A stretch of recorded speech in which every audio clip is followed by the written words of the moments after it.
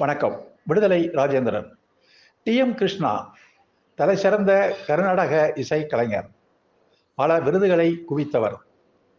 பார்ப்பனராக பிறந்தாலும் பார்ப்பனியத்தை அவர் கேள்விக்கு உட்படுத்தினார்.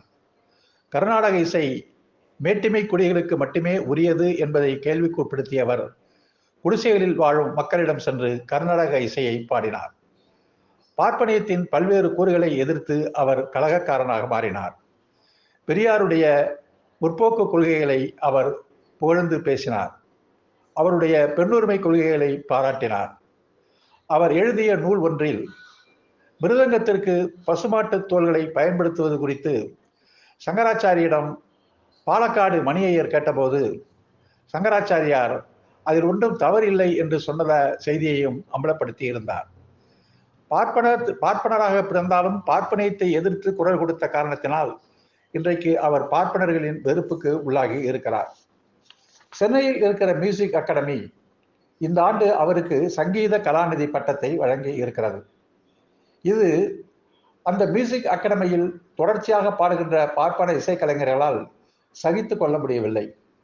ரஞ்சனி, காயத்ரி மற்றும் ஹரி கதை காலட்சேபம் செய்கிற துஷ்யந்த் ஸ்ரீதர் ஆகியோர் இணைந்து சாகித்ய அகாடமியுடைய இயக்குனருக்கு ஒரு கடிதம் எழுதியிருக்கிறார்கள்.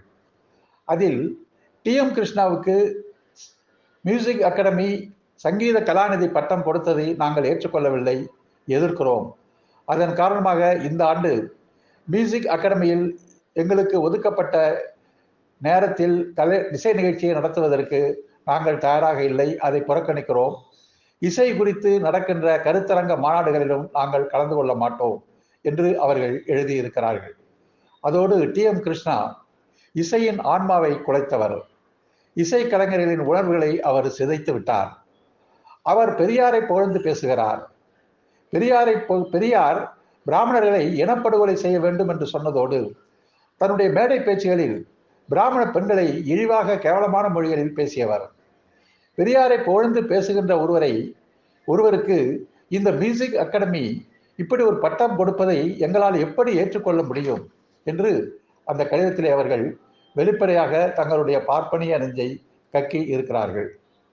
அது மட்டுமன்றி கதா காலட்சேபம் நடத்துகின்ற துஷ்யந்த் ஸ்ரீதர் எழுதிய ஒரு கடிதத்தில் இந்த டி.எம். கிருஷ்ணா பகவத் ராமானுஜா, வேதாந்த தேசிகர், பரமாச்சாரியார் சுவாமிகள் ஆகியோருடைய போதித்த மதிப்பீடுகளை, விழுமியங்களை இழிவாக பேசியிருப்பதற்கு பிறகு நாங்கள் இந்த நிகழ்ச்சிகளை புறக்கணிக்கிறோம், அவருடைய உணர்வுகளையும் டி.எம். கிருஷ்ணா அவமதிக்கிறார் என்று வெளிப்படையாக தன்னுடைய கடிதத்தில் பதிவு செய்து இருக்கிறார். சனாதன தர்மம் என்பது இதுதான். பார்ப்பனராக பிறந்த ஒருவர் நியாயத்தை பேசுகிறார் என்று சொன்னால் பார்ப்பனியம் அது இசைத்துறையாக இருந்தாலும் ஏற்றுக்கொள்ளாது என்பதற்கு இது ஒரு சான்று. இந்து தர்மத்தில் அதிகார மையம் ஒன்று இருக்கிறது என்று ராகுல் காந்தி கூறியது போல் இந்த கர்நாடக இசை உலகிலும் ஒரு அதிகார மையம் இருந்து கொண்டு தங்களை எதிர்த்து கேள்வி கேட்கின்ற நியாயமான குரலை ஒடுக்குகிறது, இழிவுபடுத்துகிறது.